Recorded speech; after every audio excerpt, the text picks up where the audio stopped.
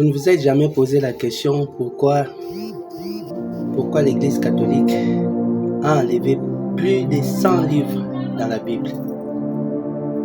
Bon, je ne veux pas que les gens puissent peut-être mal comprendre cela en disant non, le frère est en train de nous envoyer à aller lire d'autres livres ou quoi que ce soit.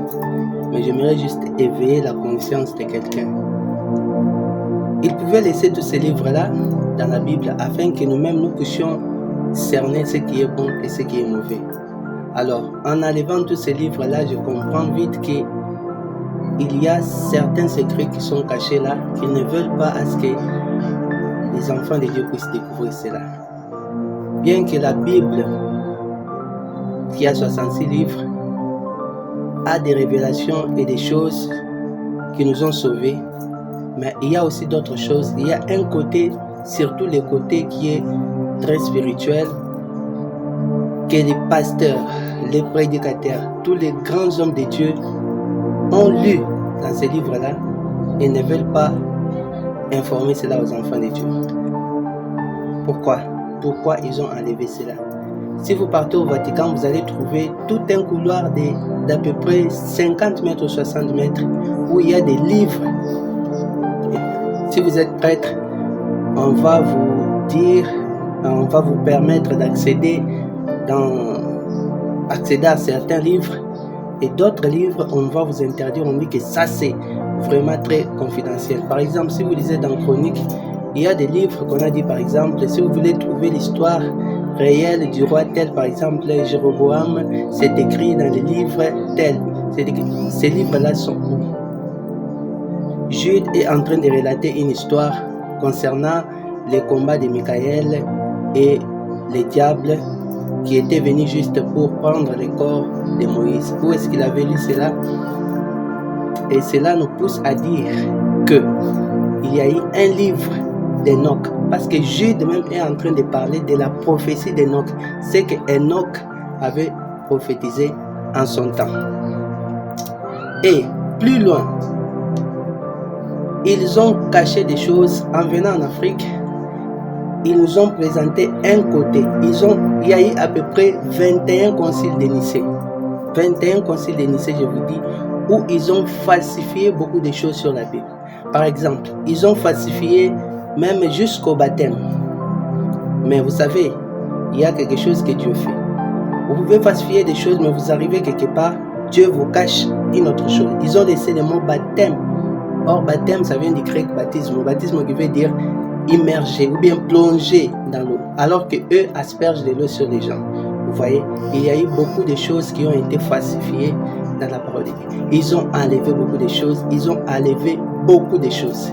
Et puis, quand ils se sont rendus compte que non, on a enlevé beaucoup de choses, bon, on peut remettre quelques livres. Vous avez vu, ils sont venus avec Baruch, ils sont venus avec Tobie, ils sont venus avec les livres de sagesse. Ils ont essayé de remettre cela dans la tradition écuménique de la Bible, mais ça n'a pas marché.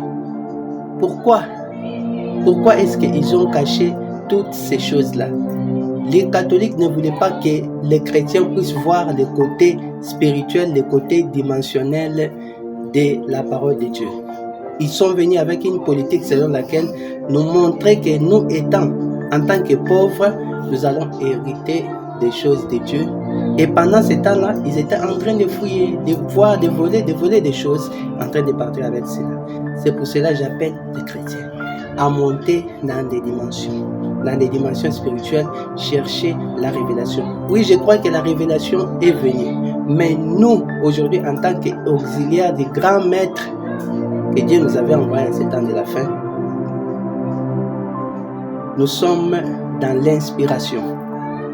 Comme notre grand maître lisait aussi d'autres livres, nous sommes aussi dans l'inspiration de lire aussi d'autres livres afin de découvrir plutôt certaines connaissances cachées au peuple de Dieu.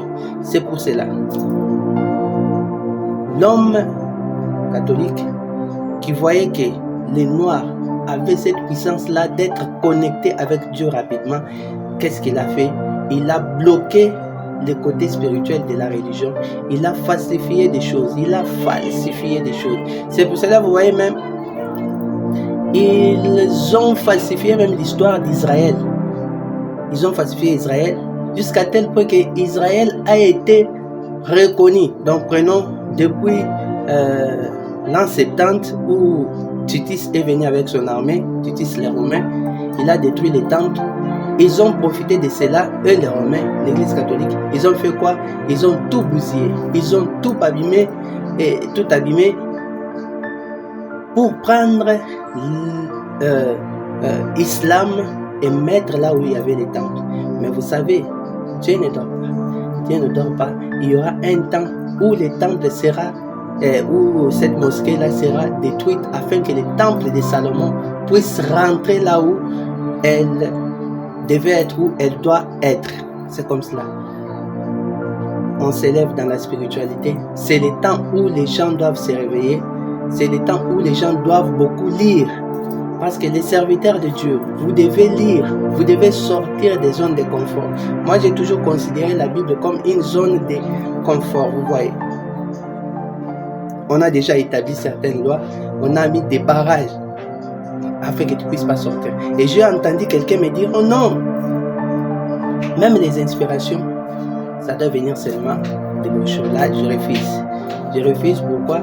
Parce que jusqu'à aujourd'hui, Dieu donne des inspirations. Il donne des inspirations aux gens qui croient en lui. Donc, quelque chose qui peut être lu dans la Bible, oui, c'est bien, ça peut être prêché.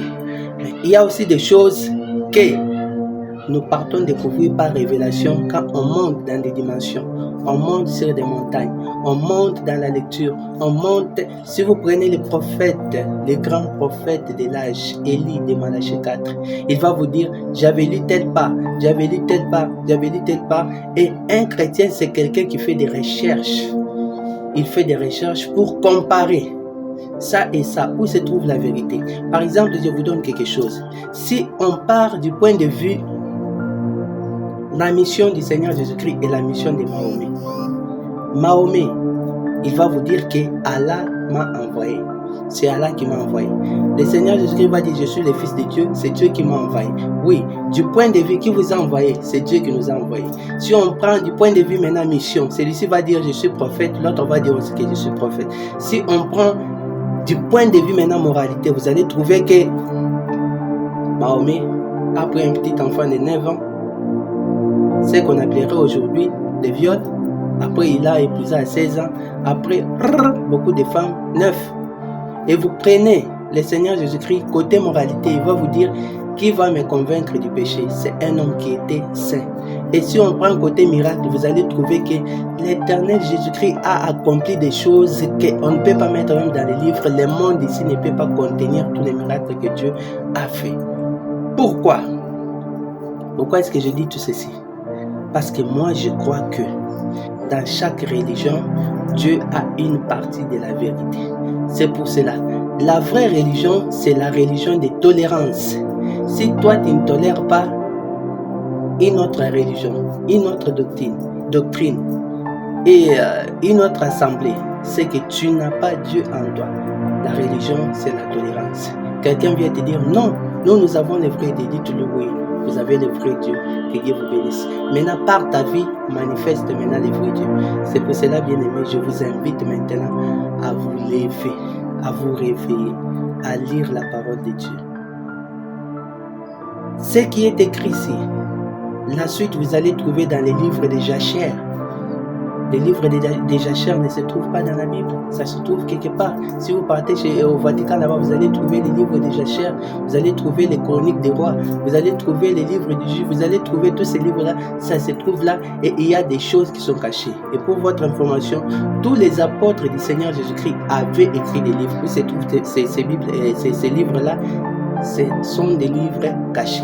Parce que tout celui qui marchait avec Jésus-Christ a compris Jésus-Christ selon une certaine dimension et il écrivait des livres sous une certaine dimension. Alors, wake up, wake up, wake up. Il est temps de se réveiller. C'est le temps de l'éveil spirituel.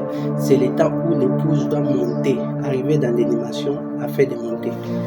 Que le Seigneur vous bénisse. C'est votre bien-aimé Laurel Longa qui est aussi appelé le mage. Soyez bénis.